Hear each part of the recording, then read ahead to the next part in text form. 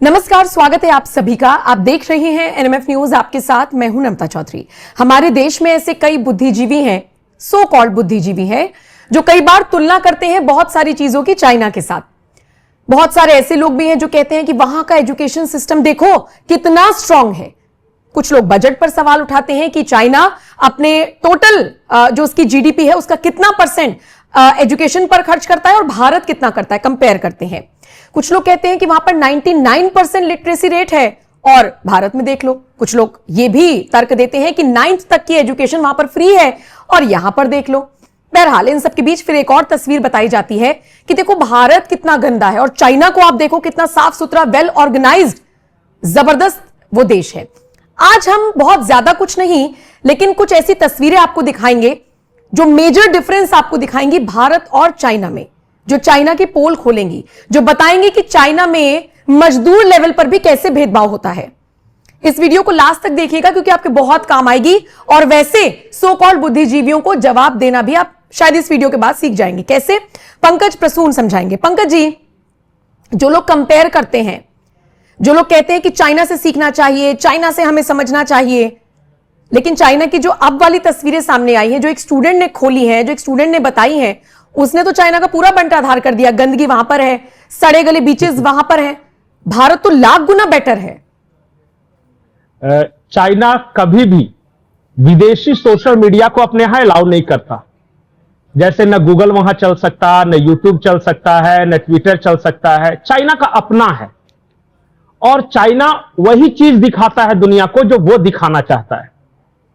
जैसे शंघाई देखो कितनी लाइटिंग है, चमक रहा है, सड़कें कितनी चौड़ी है, लोग कितने अमीर हैं, लड़कियां कितनी खूबसूरत हैं, उसके बाद ये स्टूडेंट देखो वहां कितनी फैसिलिटी है, ये सब चीजें दिखाएगा।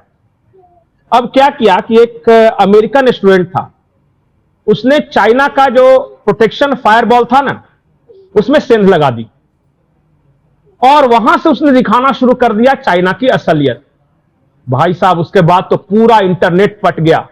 इतनी बुरी हालत है, इतनी बुरी हालत है कि सिर्फ 20 से 30% लोग साफ सुथरे जगह पे हैं।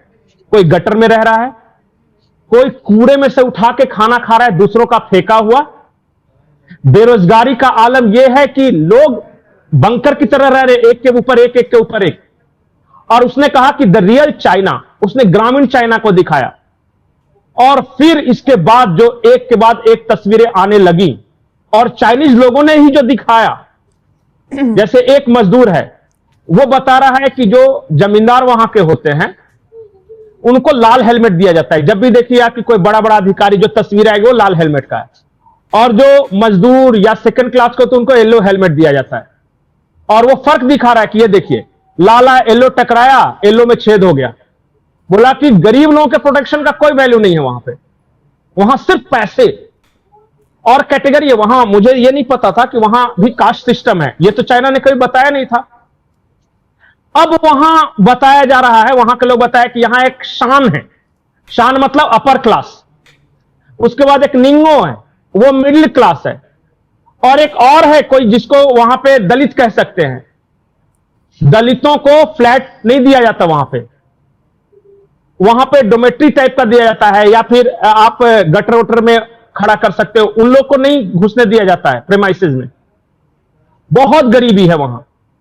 और जो मजदूर वर्ग, जो कि जो सो कॉल्ड मिडिल क्लास जिसको नांग बोलते हैं, उनकी हालत यह है कि बहुत कम वेजेस में बहुत ज्यादा काम कराया जा रहा है।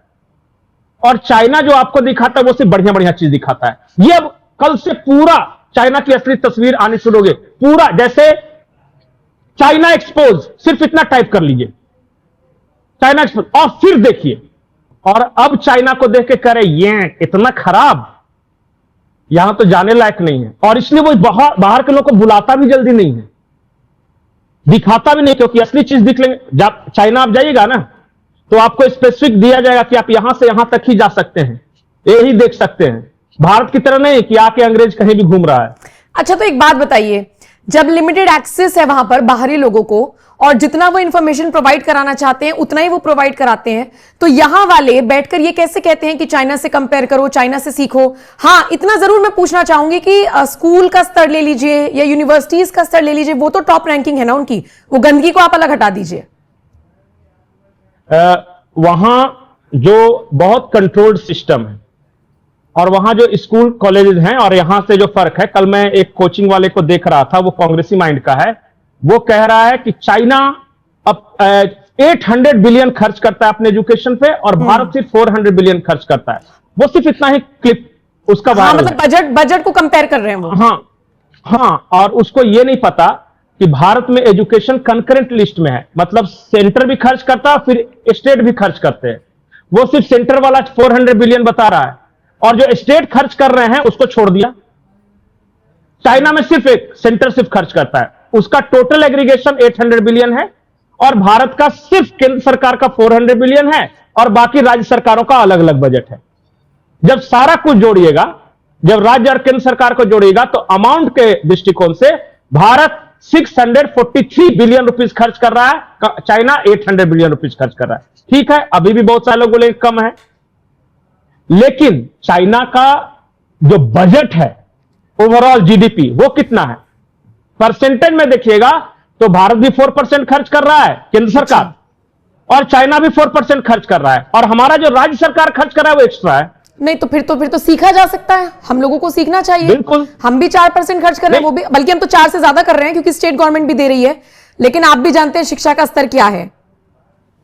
नहीं, अब चाइना का शिक्षा का स्तर अगर भारत में सिर्फ आईआईटी में आके लोग सर्वे करें तो भारत का शिक्षा का स्तर बहुत अच्छा दिखेगा। ठीक है, अगर यहां सिर्फ इंटरनेशनल स्कूल्स और बढ़िया बढ़िया कॉन्वेंट में चाइना वही दिखाता है, वहां जाके देखिए कि ग्रामीण इलाकों में क्या है स्कूल की हालत। वहां जाके China government school in rural areas देखिए, झोपड़ियां हैं वहां पे, चू रहा है। सिर्फ इतना फर्क है कि भारत में डेमोक्रेसी है, यहां सब कुछ सबके सामने है और चाइना में इतना कंट्रोल्ड है कि वो अच्छी अच्छी चीजें ही दुनिया को दिखा रहा है, इसलिए उसकी ब्रांडिंग। और आपने कहा कि यहां के लोग कैसे चाइना को इतना प्रमोट करते हैं, यहां के लोग प्रमोट नहीं करते हैं, चाइना की प्रोपेगेंडा मशीन है। उसको पता है चाइना की अच्छी छवि दिखाने के लिए एनुअल बजट कितना है, सिर्फ अच्छी छवि दिखाने के लिए कितना, सिर्फ सोशल मीडिया के लिए $113 बिलियन, सिर्फ सोशल मीडिया पर। और ये सिर्फ भारत में नहीं है, दुनिया के कई देशों में है ना कि चाइना की अच्छी इमेज आप बनाओ। वो देता है पैसा इस बात के लिए, वो दुनिया के अलग अलग मीडिया हाउसेस को पैसा देता है कि चाइना के बारे में अच्छा अच्छा बोलो। जैसे अमेरिका में बहुत खर्च करता है, वो यूरोप में खर्च करता है, इंडिया में भी कुछ को दिया लेकिन पकड़ा गया, पुरकास्ट वगैरह। पंकज जी, लेकिन मुझे ऐसा लगता है कि ये जो मिली जुली तस्वीरें सिर्फ चाइना की नहीं है, अमेरिका की भी कुछ ऐसी तस्वीर वायरल हुई थी जिसमें ये बताया गया था कि एक अमेरिका है जो आपको दिखाया जाता है, एक अमेरिका ये भी है, वहां पर भी बेगर्स बैठे हुए हैं सड़कों पर, भिखारी, वो भीख मांग रहे हैं, वहां पर भी एकदम भुखमरी जैसे हालात हैं। वो तस्वीर अक्सर हम लोग छोड़ देते हैं क्योंकि हमारा फोकस होता है कि भारत में क्या क्या चीजें हैं।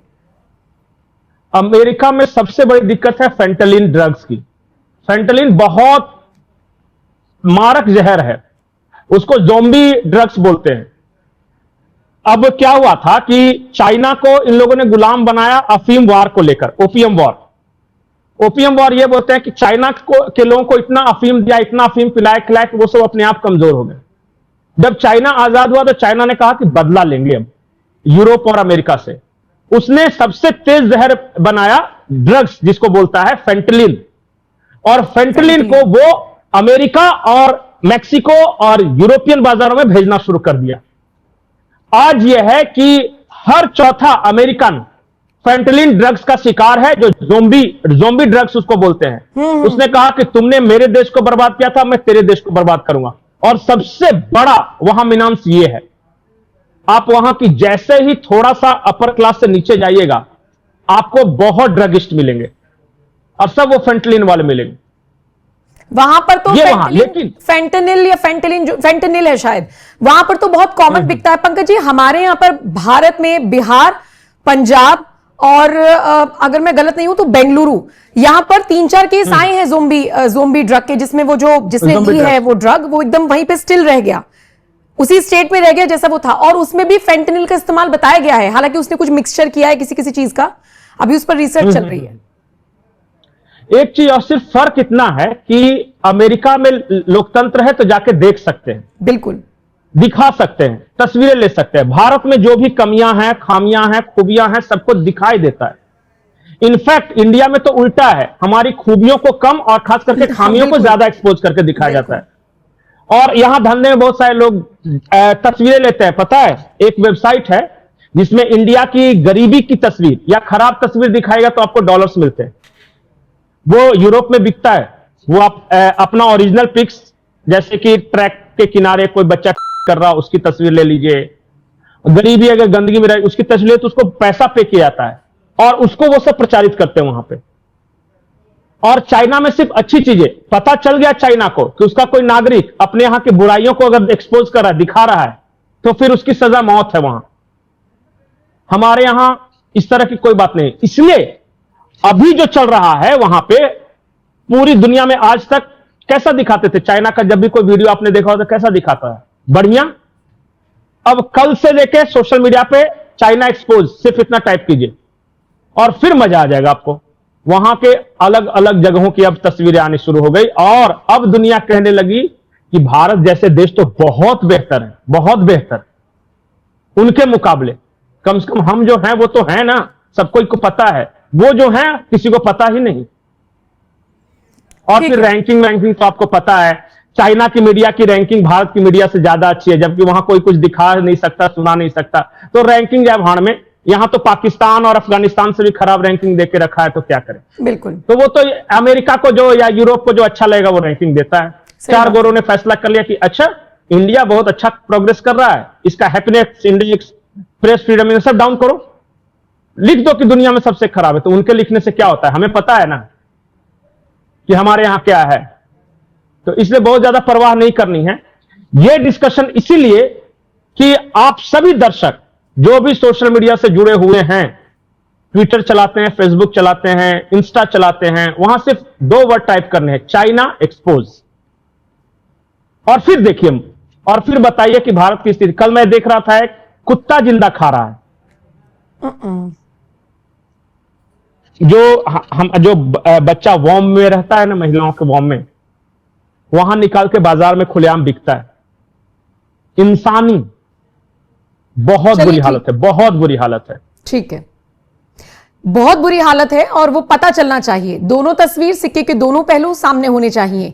एक पहलू अब तक हम देखते आ रहे थे, दूसरा अभी एक्सपोज हुआ है, तो सोचा कि सबसे पहले वो तस्वीर आपको दिखाएं और खबर आप तक पहुंचाएं। शुक्रिया पंकज जी मेरे साथ जुड़ने के लिए और चाइना को एक्सपोज करने के लिए तस्वीरों के साथ, बहुत बहुत शुक्रिया। बाकी ये खबर आपके हवाले, पहले वाले चाइना को भी आप देख रहे थे, आज वाले चाइना को भी आप देख रही हैं। अब इस पर आपकी क्या राय है मुझे जरूर बताइएगा और बाकी खबरों के लिए एनएमएफ न्यूज देखते रहिए।